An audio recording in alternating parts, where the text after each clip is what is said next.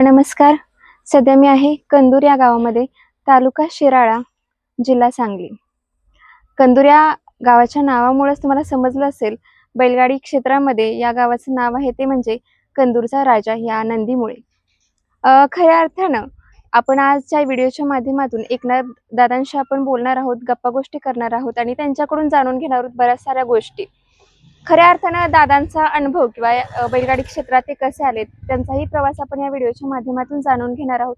त्याचप्रमाणे राजा या नंदीचा प्रवास पण आपण त्यांच्याकडून ऐकणार आहोत. दादांविषयी सांगायचं म्हटलं की अनेकदा आपण त्यांच्याविषयी ज्यावेळी ऐकतो किंवा विचारतो त्यावेळी शांत आणि संयमी व्यक्तिमत्व म्हणून त्यांच्याबद्दल सांगितलं जातं किंवा त्यांच्याविषयी बोललं जातं. बंदीचा काळ येण्याच्या अगोदरचा काळ, बंदीचा काळ आणि बंदीच्या नंतरचा काळ हे सर्व काळ बघितलेले एक अनुभवी जुने व्यक्तिमत्व म्हणजेच एकनाथ दादा. तर खऱ्या अर्थानं आपण त्यांच्याकडून ह्या क्षेत्राविषयी त्यांना काय वाटतं, कारण बऱ्याच वर्षांचा त्यांचा या क्षेत्रामध्ये असणारा अनुभव, त्यामुळं त्यांच्याकडून आजच्या पिढीला किंवा या क्षेत्रामध्ये आताची जी नवीन पिढी येत आहे त्यांना पण खऱ्या अर्थानं खूप साऱ्या गोष्टी त्यांच्याकडून समजतील. त्यामुळे बघूया आपल्याला दादा या व्हिडिओच्या माध्यमातून अधिक काय सांगता येते. चला तर.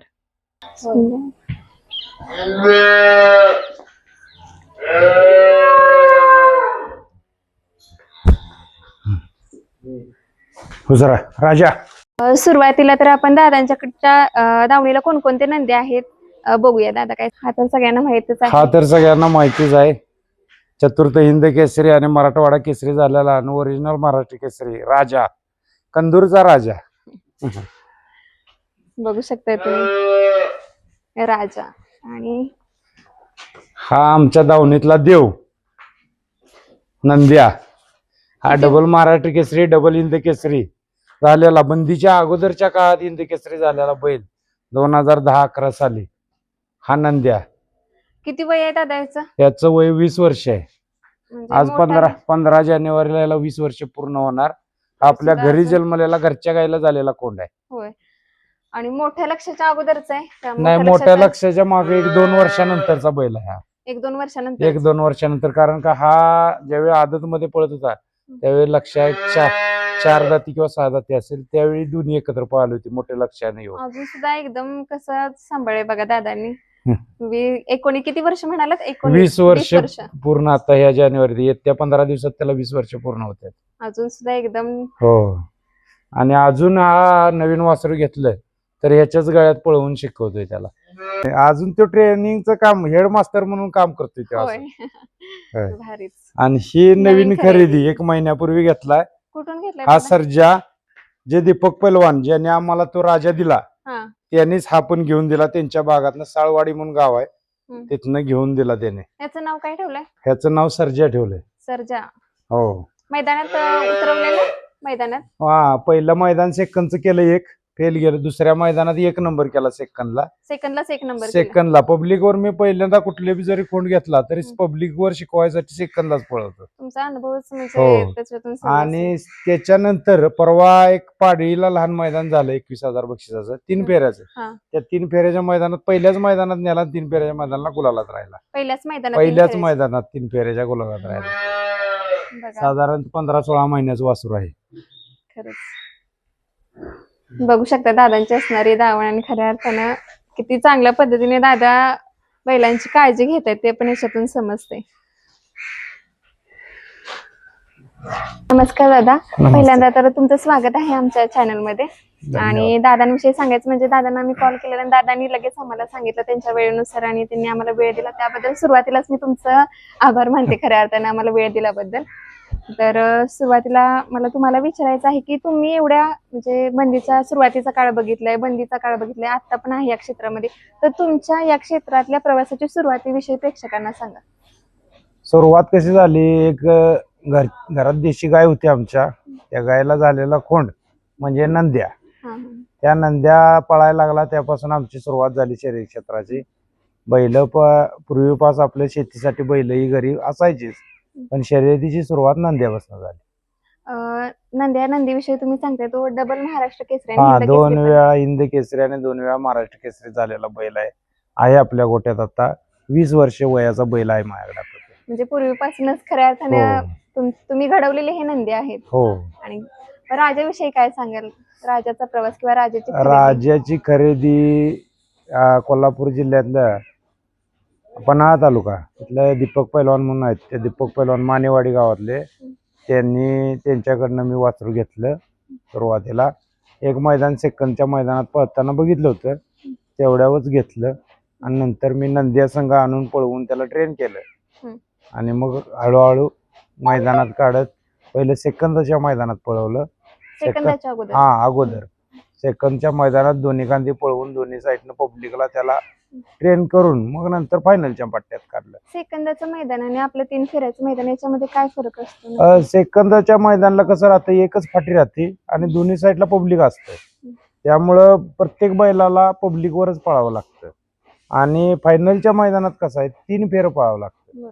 आणि जास्त फाट्या असल्यामुळं मधल्या चाकोरीला पब्लिकचं प्रेशर बैलावर राहत नाही. कडेच्या चाकोरीला पब्लिकचं प्रेशर राहतं, मधल्या गाडीला पळायला सोपं जाते. प्रेक्षक आडवं नाही, नाही बुजार बैल असला तर तो आतनं गाडी पळू शकतो, पण पब्लिकवर पळू शकत नाही. तुम्ही दादा सांगताय नंद्या म्हणजे पहिल्यांदा असणार तुमचा नंदी, तो पण पहिल्यांदा सेकंदामध्ये पळायचा का? पहिल्यांदा आमच्या भागात मैदान जास्त सेकंदचे होतात. आम्हाला शाहूवाडी तालुक्यात, कोल्हापूर जिल्ह्यात, शिराळा तालुक्याचा पश्चिम भाग, इकडे सगळी सेकंदची मैदान. कसं राहणं कमी क्षेत्र असल्यामुळं मैदानासाठी जागा उपलब्ध नाही, त्यामुळे एकच फाटी पाडून तिथं टायमिंग वर मैदान घेतलं जातं घड्याळावर. मग त्याचा फायदा होतो का 3 फेऱ्याच्या मैदानामध्ये? त्याचा फायदा 3 फेऱ्याच्या मैदानामध्ये असा होतो की जरी गाडी कडनं पडली, कडच्या चाकोरला 1 नंबर चाकोरला किंवा 10 नंबर चाकोरला, तरी बैल आपला ठाम पळतो, दाबादाबी होत नाही, गाडीची काही नुकसान होत नाही. बरोबर आहे. तर नंदीविषयी सांगताना नंद्या या नंदीविषयी पण सांगा. त्यांनी आतापर्यंत जे तुम्ही सांगितलं ते कोणकोणत्या मैदानामध्ये गुलाल मिळवला, किंवा तुम्ही सांगितलं हिंद केसरी आणि महाराष्ट्र केसरी? नंद्या तसा पहिल्या सगळ्या मोठ्या म्हणजे मोठ्या नावातल्या बैलांच्या बरोबर बैल पळालेला आहे. हिंद केसरी झालाय, आता परवा आपलं जग सोडून गेलेला नंदी आहे मोठा लक्ष, त्या मोठ्या लक्षा बरोबर पळाला आहे. गौतम काकडेंचा बारका लक्षा, मनु शेठ खानावकरांचा संग्राम, परत सोनारपाड्याचा मानक्या, बर्ग्यांचा संग्राम, कोरेगावच्या बर्ग्यांचा संग्राम, असं मोठे सर्व मोठ्या नंदीतनी बैल पळाला. कोरेगावला हिंद केसरीचं मैदान झालं, तिथं बारका लक्ष आणि नंदी आपला पळाला, तिथं पण हिंद केसरी झाला. पुण्याच्या मैदानात खानावकरांच्या संग्राम बरोबर हिंद केसरी झाला, महाराष्ट्र केसरी झाला. शारदाताई पुणेकर यांचा बैल जो पळत होता चंद्या, बारका चंद्या म्हणून होता, त्या चंद्या बरोबर पळाला. परत त्यांच्याकडे एक रहमतपुरी सुंदर म्हणून बैल होता, त्या बैला बरोबर पण पळाला. अशा मोठमोठ्या बैलांच्या बरोबर डिके धाबावाले इस्लामपूरचे, त्यांचा चण्या पळत होता, त्या चण्या बरोबर सुद्धा बैल पळाला. म्हणजे सगळ्या मोठ्या मैदानातनी आणि त्याच्यात राहिलेला बैल आहे आपला. पुशेगावला सुद्धा डेरवलीचा चिक्या, त्या चिक्या बरोबर पुशेगावच्या मैदानात आदत वयात हिंद केसरी झालेला माझा बैल आहे. पण त्यावेळी कसं मीडिया नव्हतं, त्यामुळे बैलाची एवढी त्यावेळी प्रसिद्धी झाली नाही. हे बाकीचे नंदी सांगताय, नंद्यासोबतच्या पैऱ्यामध्ये होते नंदीचे, तुम्ही म्हणताय खूप त्यावेळी पळणार नंदी, त्यांच्याविषयी काय सांगाल? म्हणजे आताचे पण नंदी तुम्ही बघताय? आताचे पण नंदी, त्यावेळेचे पण नंदी, खूप स्पीड होतं. पण आताच्या काळात संघर्ष जास्त आहे. त्यावेळी गाड्या कमी जमायच्या, 20, 22, 15, 16 असं गट व्हायचं.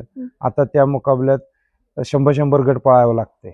बरोबर, स्पर्धा वाढली, स्पर्धा वाढली, आता एवढं कॉम्पिटिशन वाढलं, संघर्ष जास्त आहे. बरोबरच आहे. आणि पहिल्या काळामध्ये वायदीचं प्रस्त नव्हतं, पहिल्या काळात वायदी हा विषयच नव्हता. एक वेळ शब्द दिला बाबा मी मैदाना, एवढं फोन बिन जास्त नव्हतं, तर एक वेळ महिना 2-2 महिने अगोदर पैर व्हायचं, 1-2 महिने अगोदर. या कोरेगावच्या मैदानचा पैरा माझा 2 महिने अगोदर झाला होता नंद्याचा आणि बारक्या लक्षाचा. हे जे अड्ड्यात झाला होता, पुण्याला फुरसुंगीला मैदान झालं, तिथं आम्ही 1 नंबर केला होता.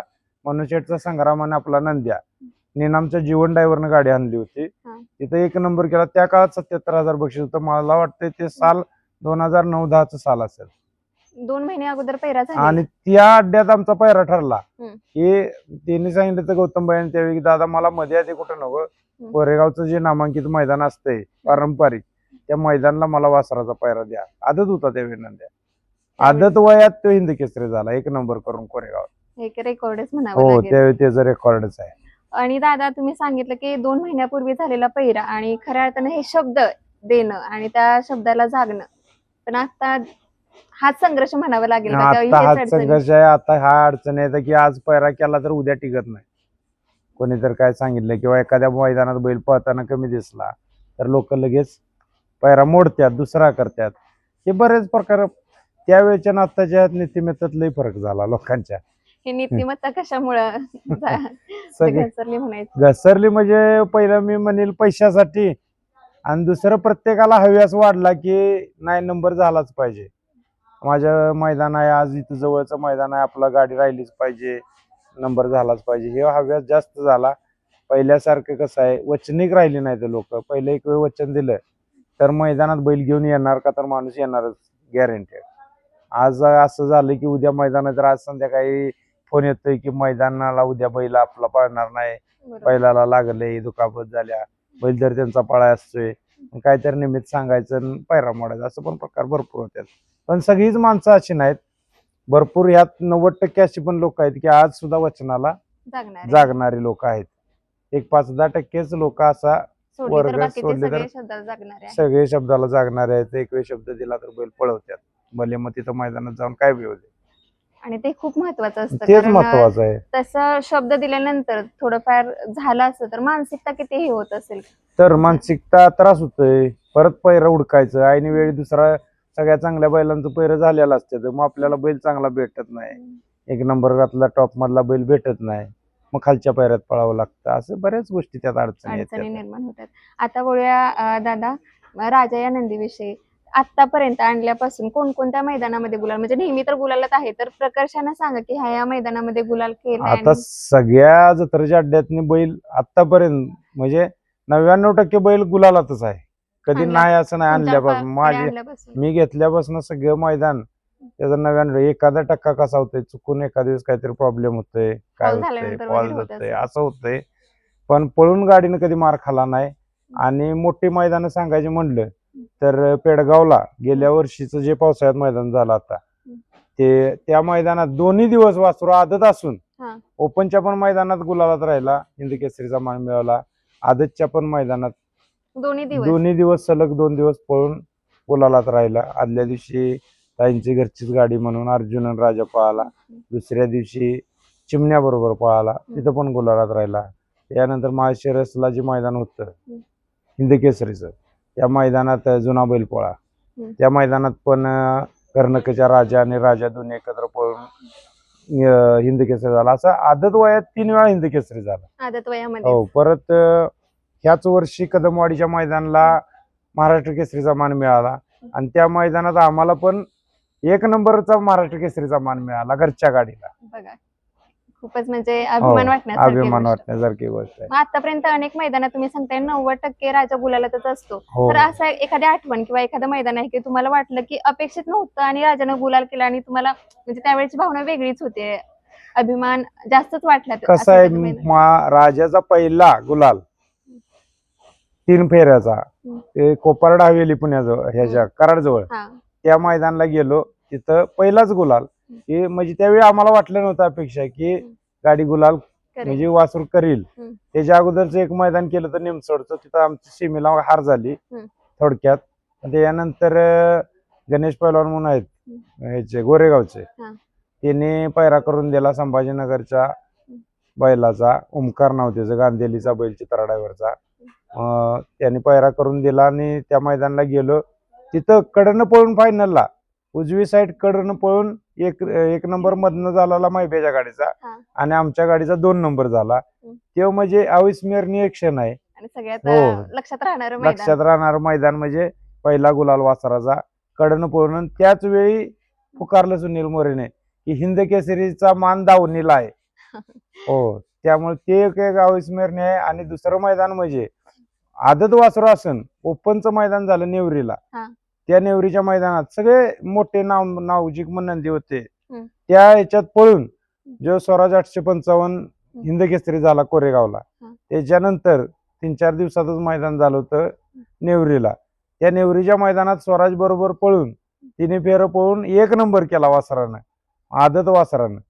त्यावेळी पण तो एक क्षण कधी विसरणार नाही मी आयुष्यात, की ते वासरानं एवढं मोठं तिथं नाव झालं वासराचं. तिथून पुढेच वासरू जास्त चर्चेत आलं. आणि आजही तसंच आहे आजही चर्चा. तसंच आहे. आणि असं ह्या गावाचं नाव पण खऱ्या अर्थानं राजामुळे आहे. राजामुळं अगोदर नंद्या कंदूरचं नाव आहेच आणि होय आता तर राजामुळे अजून सर्वदूर जास्तच पसरलंय. झालं. आणि प्रत्येक वेळी वासराचा क्रम ह्यो चढताच गेला, हम्म. गती वाढतच गेली. जसं वय वाढल तसं. त्याच्यानंतर आदत वयात त्याच ओमकार बरोबर संभाजीनगरला मैदानला गेलो फेब्रुवारी महिन्यात, हा. 5 फेब्रुवारीला. आणि तिथं तुर्काबाद केसरी मैदान होतं. हम्म. तिथं पण इकडनं जाऊन वासरानं 1 नंबर केला. इकडून जाऊन तिथं इथनं जाऊन तिकडची बैल आपल्याकडे, मराठवाड्यातली बैल येऊन आपल्याकडे सरास 1 नंबर करून जातात. पण आपला पहिला नंदी आहे तिथं जो जाऊन तिथं जाऊन 2 वेळा गेला, 2 वेळा 1 नंबर करून आलाय.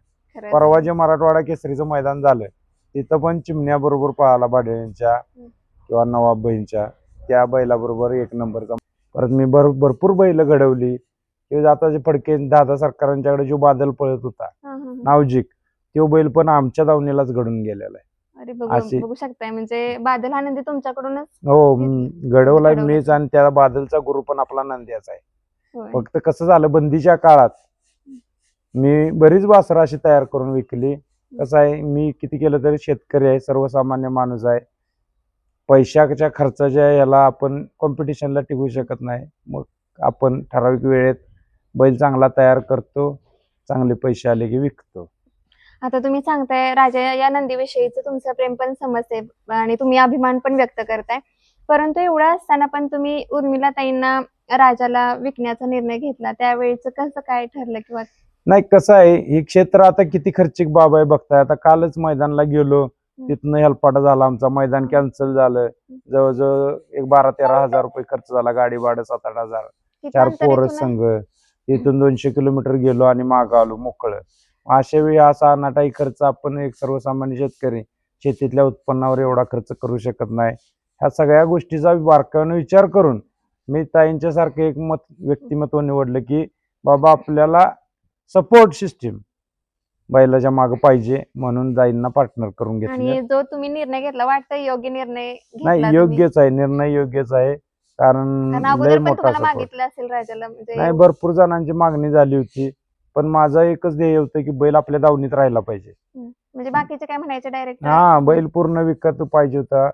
आता हे फडके सरकारांचा पण ते घोरपडे आहेत, हा त्यांनी पण आली होती माझ्याकडे मागायला बैल. राजाला. हा, राजाला मागणी केली होती. तर ती सगळा बैल द्या म्हणत होती. तर मी म्हणलं नाही, बैल मी विकणार नाही, हवे तर पार्टनरशिप करू. मग कसं आहे, प्रत्येकाला पार्टनरशिप पटतेच असं नाही, कारण पार्टनरशिपचा व्यवहार जास्त दिवस टिकत नाही. दोन्ही माणसांचं मत वेगळे येतात, मतभेद होतो. तर मग मी सगळा विचार करून कसं निवड केली की ताई काही इकडे गावाला नसत्या, त्या बाहेर गावी असत्या, तर त्यामुळे ते बैल सांभाळू शकत नाहीत. आणि मी माझ्या दावणीला बैल असला की काय टेन्शन नाही असा विचार करून ताईंनी पण त्या गोष्टीला पूर्ण सपोर्ट दिला. आणि तुम्ही सांगितल्यावरती हो. ताईंचं मत काय आलं? म्हणजे तुम्ही सगळं सांगितलं की नंदी हा माझ्याकडेच राहणार किंवा राजा हा माझ्याकडेच नाही, राहणार. ताईंचा कसं झालं, पहिल्यांदा त्यांचा मला फोन आला होता पैऱ्यासाठी. हा. अर्जुन आणि राजाची गाडी अमरापूरच्या मैदानाला पळवूया म्हणून. त्यावेळी काय त्यांच्या डोक्यात नव्हतं बैल घ्यायचा, मग पळवायसाठी आदतचं मैदान होतं. मग मी हो दिला, कारण समोरनं फोन आला, एक चांगली व्यक्ती नावाजलेली फोन करते म्हणल्या, मी पैऱ्याला होकार दिला. तिथं गाडी पळाली, तिन्ही फेर चांगली पळाली, निकाल घेतला, 1 नंबर केला. त्याच्यानंतर आमचं बोलणं फोनवरनं आपली चर्चा वाढायला, संबंध वाढलं. त्याच्यानंतर आम्ही पुशेगावच्या मैदानासाठी पैऱ्याचं नियोजन केलं ओपनच्या. आणि त्याच्या अगोदर ताईने इच्छा व्यक्त केली माझ्याजवळ की मला स्वतःच्या नंदीचं हिंद केसरी गाडा मालकीन व्हायचा आहे, तेव्हा मला तुमचा राजा. तर मी म्हणलं या तुम्ही, कुणाजवळ निरोप देऊ नका, तुम्ही समोर या, आपण बसून बोलू, माझ्या ठराविक गाठी ते सांगतो आणि आपला व्यवहार होऊन जाईल. मग ते इथं आल्यावर मी त्या पद्धतीने सांगितलं, माझा नंदी कधी वायदीव पडणार नाही, पहिली गोष्ट. दुसरी गोष्ट, बैल माझ्याच दावणीत राहील.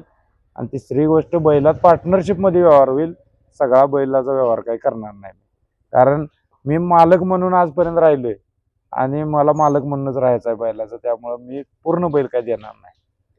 खरंच दादांच्या बोलण्यातूनच आपल्याला समजते खऱ्या अर्थाने एक शेतकरी सुरुवातीपासून दादा सांगतात मी शेतकरी आहे आणि सुरुवातीपासून त्यांचं बैलांवरती किंवा नंदींवरती असणारं प्रेम पण ते सांगतात. पण ते करत असताना, हा नाद जपत असताना जसा खर्चिक असतो, त्यामुळं प्रत्येक वेळी काहीतरी योग्य विचार करून दादांनी म्हणजे दादा ज्या पद्धतीनं त्यांनी निर्णय घेत आहे ते खऱ्या अर्थानं प्रत्येक शेतकऱ्याने अशा पद्धतीने विचार करायला हवा.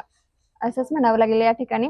उर्मिलाताई एक महिला असून या क्षेत्रामध्ये उतरल्या आणि त्यांचा पण सुरुवातीचा संघर्ष बऱ्याचशा त्यांनी बोलून दाखवलेला आहे आणि त्या खऱ्या अर्थाने याच्यामध्ये आल्या आणि त्यांनी नाव खऱ्या अर्थाने टिकल्यात. संघर्ष केला असेल परंतु त्या टिकल्या आणि त्यांनी एक नाव केलं.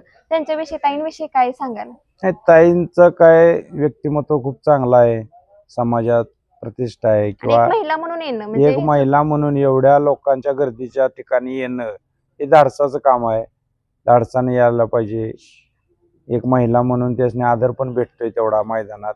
आणि सुरुवातीच्या काळात हे क्षेत्रच असं आहे, कोणी झालं तरी टिकून घेत नाही कोणाला.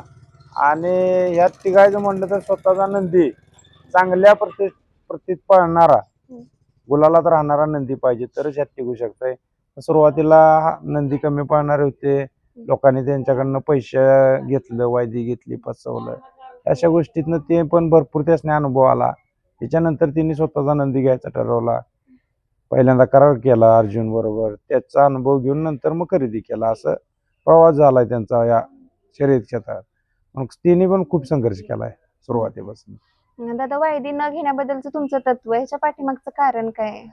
वायदी न घेण्यामागचं कारण काय तुम्हाला सांगतो. आज सगळ्या शेतकऱ्याची परिस्थिती सारखी नाही. बरे, बैल सांभाळणारा आणि तयार करणारा वर्ग म्हणलं तर शेतकरी वर्ग सगळ्यात जास्त आहे. मग मोठी लोक म्हणा किंवा बिझनेसमॅन किंवा सर्व्हिसवाले, ते जरी बैल घेतला तरी स्वतः सांभाळत नाहीत, हे सांभाळू शकत नाही. त्यांचं त्याचं काम वेगळं आहे, सांभाळणारा गोष्ट वेगळा आहे. मग हे तयार करताना जो बैल तयार करणारा जो घटक आहे ते सर्वसामान्य शेतकरी घटकच आहे. मग त्यांची आर्थिक परिस्थिती जास्त तेवढी नसते, बेताचीच असते. मग एखाद्याला 10-20 हजार वायदी द्यायची, मग बैल पळवायचा, आणि ज्यावेळी ते मैदानात जर बैलानं मार खाला तर त्या माणसाचं पोट तिडकीनं तो, म्हणजे त्याला त्रास जो आहे ह्यो सगळा त्रास मी सहन केलेला आहे. त्यामुळे वायदी देणं आणि घेणं ह्याच्या विरोधात आहे.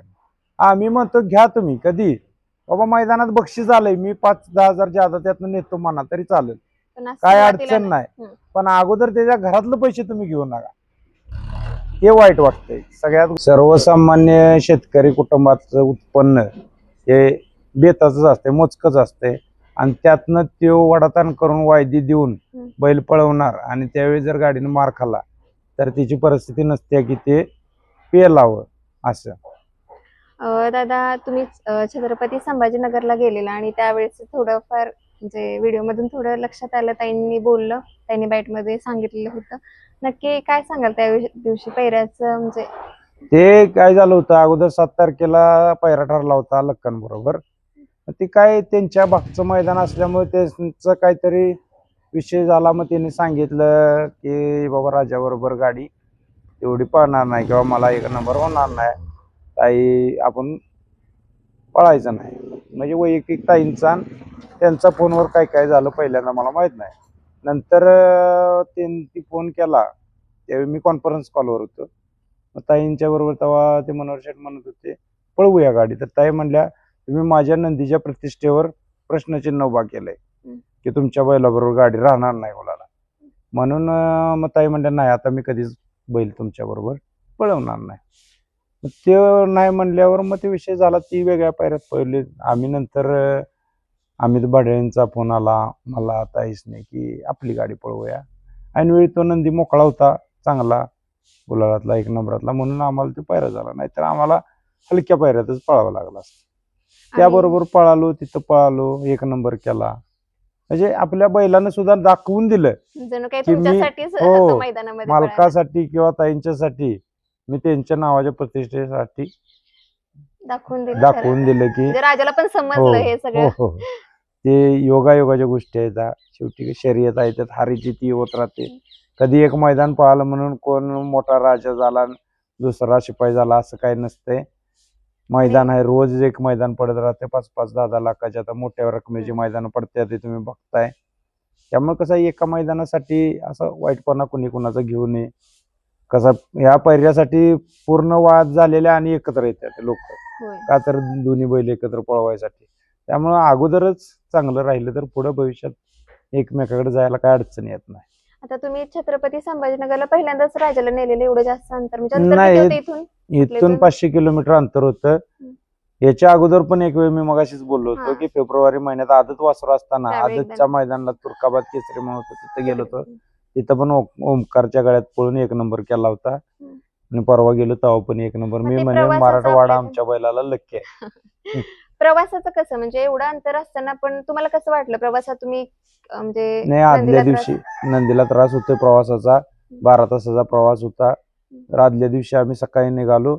दुपारी वाटेत एक ठिकाणी थांबून 2 तास त्याला विश्रांती दिली. आम्ही पण जेवलो, थोडा वेळ विश्रांती घेतली, परत भरून परत निघालो. सकाळी 6ला इथनं निघालेलो, संध्याकाळी 6 वाजले तिथं पोहोचायला. आणि आपला बैल गाडीत बसून जातो, होय. हे एक त्याचं वैशिष्ट्य आहे चांगलं. त्यामुळे बैलाला एवढा त्रास जास्त होत नाही. तुम्हाला काय वाटतं दादा, आता तुमचा अनुभव असू दे, तुम्ही अनेक नंदी घडवलेत, तर ट्रॅव्हलिंगचा खरंच असं नंदी आता ट्रॅव्हल करून गेल्यानंतर गुलालात राहणं किंवा त्या ट्रॅव्हलिंगचा त्रास होतो का किंवा कशा पद्धतीने तुम्ही बैल ते- उभा राहून जर गेला तर पूर्ण पायावर ट्रेस येतो बैलाच्या. त्यामुळे 100% त्याला त्रास होतोय का तर होतोयच. त्याला तेवढ्यासाठी एक दिवस अगोदर जाणं, लांबचा प्रवास असेल तर त्याला विश्रांती देणं तितकीच गरजेचं आहे. आता बकासूर हा नंदी किंवा अशा अनेक नंदी आहेत की ट्रॅव्हलिंग करून सुद्धा मैदानात असतात आणि गुलाल पण करताना दिसत. बकासूर या नंदीविषयी काय सांगाल? त्याचं पण ट्रॅव्हलिंग खूप आहे. हो, खूप आहे त्याचं पण ट्रॅव्हलिंग. आमच्यासारखं तो पण लांबनच येतो मैदानला. आणि तो बैल काय बैलगाडी क्षेत्रातला देव म्हटलं जातं त्या बैलाला. खूप चांगला आहे आणि आजपर्यंत त्यानं भरपूर गुलाल केलेत. आणि एवढा सलग कमी कमी वेळात पळून आणि 1 एवढं नंबर, travelling हो, करून एवढं पण- ट्रॅव्हलिंग करून आणि लवकर, मी म्हणतो गॅप न ठेवता 2 दिवसाला 4 दिवसाला असा पळून नंबर करणारा तेवढा एकमेव नंदी आहे. दादा अजून एक सांगा की तुम्ही आता वायदी तर तुम्ही म्हटला की मी घेत पण नाही आणि देत पण नाही, हो, तर तुम्हाला ह्या गोष्टीमुळं कधी पैऱ्यासाठी अडचणी येतात का राजासाठी? नाही आल्यात. राजासाठी राजाला वायदी मागितली होती, त्या नंदी बरोबर मी पळालो नाही. त्यांना सांगितलं नाही, मी काय पळणार नाही, तुम्ही तुमचा पायरा दुसरा म्हणजे तुम्ही बघा. तुमच्या तत्वाशी नेहमी आणि नाही, ठामच आहे. त्याने आपल्याकडे मागितलं होतं पैसे 70,000 रुपये. मग मी म्हणलं मी एक शेतकरी कुटुंबातला माणूस आहे, एवढे पैसे काही देऊ शकत नाही आणि वायदी देणं घेणं हे माझ्या तत्वात बसत नाही. त्यामुळे मी काय तुमच्याबरोबर पळत नाही. आतापर्यंत अनेक नंदी तुम्ही सांगितले त्याच्यासोबत राजा पळालाय, परंतु अजून कोणत्या नंदींचे राहिले तुम्ही टॉपचे नंदी आणि त्यांच्यासोबत तुम्हाला पळायची इच्छा आहे, असे कोणते नंदी सांगाल? नाही, सगळ्याच नंदींच्या बरोबर पळालो. एक साखरवाडीचा बावऱ्या राहिलाय पळायचा, त्याच्या बरोबर आता पळताना दिसेल थोड्याच दिवसात येणाऱ्या मैदानात प्रेक्षकांना ते बघायला मिळेल. आणखी? बघायला भेटेल. आणखी? आणि आता दादा सरकारने सर्जा घेतलेला आहे, हम्म, हम्म. तो एक नंदी आता टॉप मध्ये पळतोय. त्याच्याबरोबर पण पळायची इच्छा आहे आणि दिसेल त्याच्याबरोबर पळताना. दादा आता आपण शेवटच्या प्रश्नाकडे येऊयात. खऱ्या अर्थानं तुम्ही नंदी घडवलेत आणि तुमचं त्यांच्यावरती असणारं प्रेम किंवा तुम्ही चांगल्या पद्धतीने त्यांचा सांभाळ करताय आणि नंद्या याच्यामुळं खऱ्या अर्थानं त्याचं पण तुम्ही हिंद केसरीचं बघितलं, तुमचं यश असू देत, गुलाल असू देत, त्याच्यानंतरच दुसरा राजा हा नंदी तुमच्या दावणीला घडला. तसेच अजून खरेदीचं काही तुमच्या डोक्यात आहे का? नाही, खरेदी मी काय जास्त मोठ्या रकमेची बैल घेत नाही. घेताना वासरू लाख रुपयाच्या रेंजच्या आसपासच घेतो, कारण आपली परिस्थिती नाही की बाबा 10 लाखाचा 20 लाखाचा नंदी आपण घेऊ. आपण आहे शेतकरी माणूस. मग नवीन घ्यायचं, तयार करायचा, हे आपलं काम आहे. आणि माझ्या घरात मी म्हणतो नंद्याचाच आशीर्वाद आहे की वासरं तयार होत्यात, घडत्यात. तो देव आहे. जसा बकासूर त्यांच्या दावणीला देव आहे, तसं माझ्या दावणीतला देव नंदी आहे. आणि आज 20 वर्ष झालं त्यानं मला साथ दिल्या. अजून पण मी कुठलं जरी वासरू घेतलं तरी पहिलं त्याच्या गळ्यात झुकतो, त्याचा आशीर्वादच त्याला देतो, मग पुढे त्याचा प्रवास चालू होतो. नक्कीच. आणि हे खऱ्या अर्थानं नंद्याविषयी असणारं तुमचं वेगळं नातं समजतं याच्यातून. तो घरचा सदस्यच आहे नंद्या, कारण आपल्या घरात जन्मलेला बैल आहे तो, आपल्या गाईला झालेला वासरू. त्यामुळे त्याच्याविषयीच वेगळं हो, नातं कारण पण तो समजतं. त्या काळात ज्यावेळी पळत होता 2009-10ला आदत वासरू, त्या आदत वयात त्या काळात माझ्याकडे 27 लाखापर्यंत त्याला मागणी झाली होती 27 लाखापर्यंत? त्यावेळी 2009-10ला. पण मी किंवा आमच्या घरची आमची आई होती त्यावेळी, तर आई म्हणली माझं वासरू द्यायचं नाही, तू वासरू घेऊन घरला ये. मैदानातून फोन लावला तर म्हणले आमचं काही द्यायचं नाही. म्हणजे पूर्ण कुटुंबाच हा, ते सगळ्या लहानपणीपासून सगळ्या कुटुंबाचंच त्याच्यावर प्रेम जास्त आहे. दादा आता अजून एक सांगा की आत्ताच पहिल्यापासून तुम्ही या क्षेत्रामध्ये आहात, तर आत्ताच्या बैलगाडी शर्यत क्षेत्राला कशा पद्धतीने बघता किंवा भविष्य कसं बघता याचं? नाही, आता भविष्य खूप चांगलं आहे. पहिलं 2 नंबर होत होतं, वशिला चालायचा, गाड्या पळताना पुढे आणून सोडून देणं किंवा निकाल जर टाकाटाकीत झाला थोडक्यात इथभरात, तर ज्याचं गावची गाडी आहे म्हणा किंवा पावणे रावळीची गाडी आहे त्याला निकाल मिळायचा. आता हे कसं झालंय, लाईव्ह मुळे हे सगळं बंद झालंय आणि सर्वसामान्य शेतकऱ्याला न्याय मिळतोय. आणि बैलगाडी संघटना ह्यात आल्यामुळं बरीच पारदर्शकता आली ह्यात. सुट्टीला पट्टीचा वापर झाला, पुढं निकाल क्लिअर, दोन्ही साईडला कॅमेरा असल्यामुळे दोन्ही अँगलनं बघून एकदम 4 बोटावर जरी निकाल असला तरी सुद्धा क्लिअर निकाल रितसर मिळतोय. त्यामुळे सर्वसामान्य शेतकऱ्याची बैल त्यामुळे उजेडात यायला लागले. पहिले पळून सुद्धा बैलासनी न्याय मिळत नव्हता. आज ते सगळं चांगलं घडते. आजची तरुण पिढी पण या क्षेत्राकडे मोठ्या संख्येने वळताना दिसते, त्याविषयी पण तुमचं वैयक्तिक काय मत आहे? नाही, या क्षेत्राकडे वळायला काय हरकत नाही, पण मी म्हणतो या तरुण पिढीनं सुद्धा करताना या क्षेत्र जॉईन करताना की अशा पद्धतीने केलं पाहिजे की एक ठराविक वेळेत त्यांना त्यांचा बैल विकता आला पाहिजे. हे पहिलं त्यांना कळालं पाहिजे. कारण शेवटी सर्वसामान्य माणूस माझा बैल लय पळतोय, लय ठेवायचा, लय नाव करायचं आहे, नावाबरोबर खरेदी विक्री झाली पाहिजे, त्यातनं आवक जावक झाली पाहिजे. मी दरवर्षी 1-2 वासरं तयार करून विकतो. त्यामुळे मला अनुभव आहे पहिल्या सुरुवातीपासून की बक्षीस आणि ह्याच्यातून काय फायदा होत नाही, तो खर्चावारीत जातं निघून. म्हणजे हे मैदानामध्ये पहिल्या नंबरचा गुलाल मिळाला तरी सुद्धा खर्च कसा आहे, एक मैदान गुलाला 1 नंबर केला तर सलग रोज ते 1 नंबर करू शकत नाही. आजची परिस्थिती इतकं कॉम्पिटिशन आहे की आज 1 नंबर केला तर उद्या गटाला घरी यावं लागतंय. एवढं मोठं कॉम्पिटिशन आज झालंय मैदानात, कारण हजार गाड्या नोंद होत्यात मैदानाला.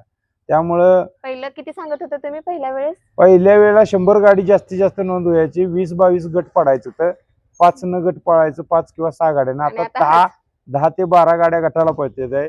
इतकं मोठं कॉम्पिटिशन आहे. त्यामुळं प्रत्येक शेतकऱ्याला एक ठराविक वेळेत आपला नंदी विकता आला पाहिजे आणि तोच शेतकरी ह्यात टिकून राहते. आज एक तयार करून विकला, दुसरा तयार करता येतोय आणि हेच करायला पाहिजे. कारण नुसतंच पळवत बसायचं म्हणलं तर त्यात काय इन्कम राहत नाही, मग त्यात माणूस खर्चानं डुबून जातो. आणि पुन्हा एकदा मी दादांचं आभार मानते की त्यांनी त्यांचा वेळ दिला आम्हाला आणि तुमचं विचार आहे ते प्रत्येकापर्यंत पोहोचण्यासाठी तुम्ही तुमचं मन व्यक्त केलं किंवा तुमचं मन मोकळं केलं. त्यामुळे पुन्हा एकदा मी आमच्या चॅनलच्या वतीने तुमचं मनापासून आभार मानते. थँक्यू दादा. धन्यवाद.